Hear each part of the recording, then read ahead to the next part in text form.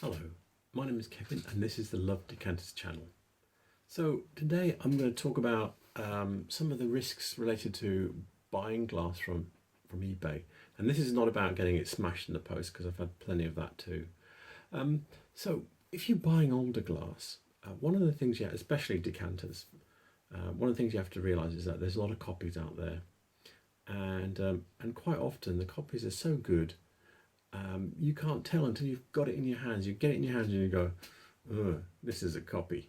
You just get that. As soon as you get your mitts around your piece of glass, you can tell straight away.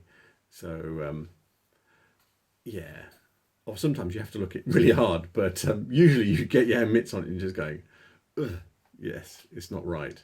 And when you're out and about hunting for stuff in antique centres, obviously you get that advantage. You put your hand on something and you know what it is, but then you're dealing with professional dealers and quite often they know what they're selling. But anyway, so recently something unusual has happened. I bought 3 decanters separately off eBay without stoppers, and they're all really old ones, and yeah, 2 of them were right and 1 of them was wrong. So I thought, yeah, this would be a good little thing for a video, and I can show you how I knew it was wrong. And yeah, the copy is very good. So from the photograph, it's very difficult to tell, but it was very cheap. All 3 of them were very cheap, so I've not really lost any money. But yeah, it is what it is. So what I'm going to do is I'm going to show you the 3 and just have a quick chat through. I'm not going to bother with any references. I'm going to tell you what they are without putting out books and stuff like that. Yeah, it happens. And overall on eBay, my experiences are, yeah, I'm so quids in. It's not true. So yeah, some things I buy that either they arrive broken, I have a good cry about it, or it is wrong, but not many of them are. Or generally, it's such a good copy that I'm going, yeah, actually, this is a good piece of glass anyway, so it doesn't matter that much because I've got it so cheap. So anyway, I'll press ahead and show you the bits of glass that I've got. So these are the 3 stopperless decanters that I have. I will start with this one. This is more of a tapered decanter. You can see it's never been polished out for a stopper, so it was designed to have the stopper just sit in the top. It's got what's known as bladed rings. Can you see the rings have kind of come to a point? It's got a very small pouring lip. That's not been cut down. I can rub my fingers around it. Feels a very natural piece of glass, so it's not been cut down. I've not cleaned these at all, so the bottoms are what they are. And you can see here, let's see if I can get it to focus on this, forget those other ones. Yeah, you can see here the ring of where it sits on the table. There's a bit of crud in the bottom here that needs to be cleaned out, but and then you can see there's a pontle mark and it's got a big bubble in it. And in fact, actually, there's another big bubble here. I can't. Let me just check elsewhere. Can't see anything else popping. There's a lot of surface scratches on here and stuff, and I can see tool marking in the structure of the glass as well. So that's that one. And this one, yeah, this is a 18th century one. Oh, stylistically, anyway, it may have been made later, but these small lip ones, they tended to have lozenge-shaped stoppers, which are earlier. They're sort of like late 18th century. So you're talking sort of like 1780s, 1790s style. Yeah, so that's that one. I will now go to this one. Yeah, this one actually needs a wash. Look at that. Someone's had wine or something in the bottom of that. But you can still see the wear on the bottom. Just here where it sits on the table. If I do that, so if I do that there, you don't hear it. If I do it here, yep, you can hear that. Oh, look, there's another. Can I get it into focus? There's a bubble in the glass here. There you see it. And what else is there? There's another mark. That's the surface mark. Scratch on the glass. Quite often on really old decanters you'll see scratches on the surface and you wonder, how did that not smash when it did that? See that? There's another big scratch there. This has nice plain rounded rings, and then you can see here this rough piece here. This is where it was ground to fit the stopper. A lot of the early ones have ground fittings. This is a Prussian shaped one, and yeah, so this is from about 1800. Yeah, there's actually a bubble in the base there, can you see?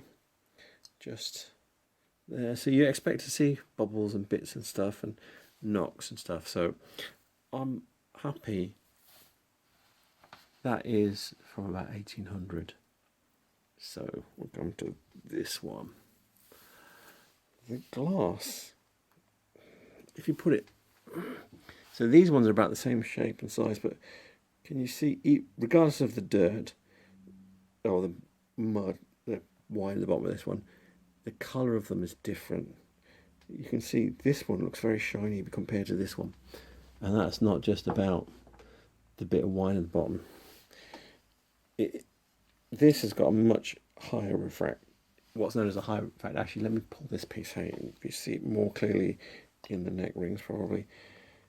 The one on the left has a much higher refractive index. It's more shiny, and that's because its high refractive index is actually that it bends the light more, and it's actually turning more light and firing it back at you as it bends around inside these rings and etc. You know, in cut glass you can see it as well. I've got a bit of paint on the top there. Yeah, so this one has actually also not been properly cut for a stopper, so I don't know why that would be, but yeah, this one, one of the things that tempted me with this is this cutting here. But when you see it in real life and not sort of like in a little photo, it's too sharp. It's much too sharp, and it looks too clean. It's just so nice. It's too nicely done, and there's something about it that's not wonky enough for 18th century glass. And also, as dry as I look, I can't see any oh, there's one little piece of frit there in the glass, but yeah, the glass is just too nice. There's no bubbles. There's also no tooling marks, and what you normally see is you see striations and wobbles in the glass, and that's because with the older glasses the temperature control's not so good, so then they're not making it at a perfect temperature. This has been done sort of like perfectly, and yeah, it's just too nice. And also on the point where it hits the table, listen to this. You can hear the scratches as I rub my thumbnail on where it hits the table. There is some wear, but it's not like it. You can actually hear my thumb catching on it, because it's not a solid mass of wear where it hits the table. It's got scratches. This, I'll do this again. Listen to this. It's just solidly wear. So it's like a chalkboard. Whereas this, do this again, is trying to find the spot where it's actually hitting the table. Different noise, isn't it? Can you see? So it has scratches, but they're not a solid mass as you'd expect with something that's 200 years old. I'm trying to guess how old this is. You know, they're not faking it, because they would have put a tint in the glass or something to make it a bit duller, and maybe try to use something a bit less refractive, and maybe put a few bubbles in the glass or something to make it look not so good. But Yeah, this is a copy, and it is very difficult until you've actually see it in real life. You see, you know, seeing something in a photograph can be deceptive depending on what light's been put on it, etc., etc. And also, you don't feel the surface. You don't get to see the surface scratches and all that kind of detail that you need when something is made. You can see these two are actually very close together. In fact, what's nice is that this one has got, you can see, yeah, this one has got the roughed neck, but this one here doesn't. So yeah, the fact that it hasn't got a roughed neck or a polished area there doesn't really tell you from a photograph whether it's a copy or not.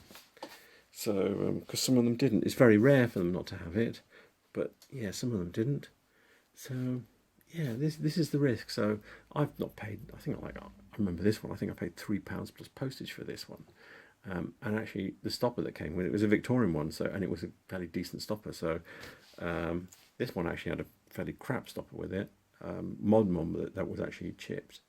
I can't remember what this had.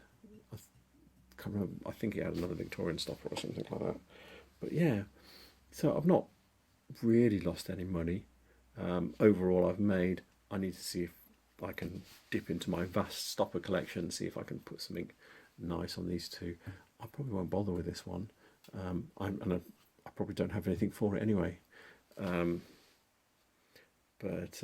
Yeah, this is the risk you take with buying things from eBay. You don't get the thing in your hand, and that's the big risk. So anyway, I'll stop blabbing on now.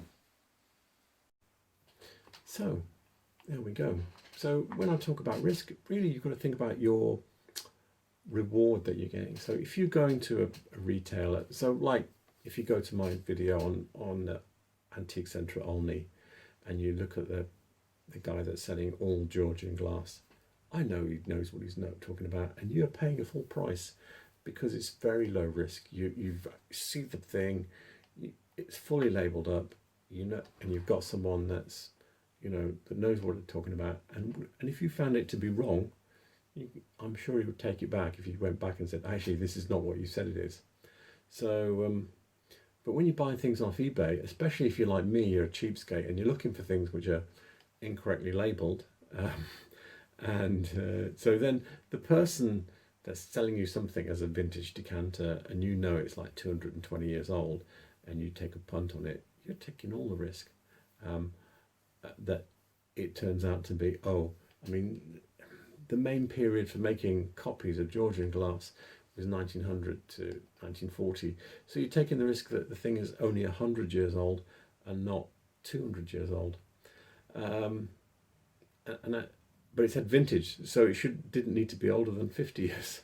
So yeah, it is what it is. But you just need to take that into account in the prices that you pay. Don't expect to pay, if you're a collector, don't expect to pay full retail if you're selling or buying or selling on eBay, because the person that's buying is always taking some risk that they haven't actually had it in their hands and had a good look at it. Yeah, sometimes people sell things without size on it, and you arrive and it's tiny, and you're just going, I wasn't quite expecting that. And I think I've seen adverts with that in anyway. But anyway, yeah, it is. As I said, I don't think I've got anything more to say on this.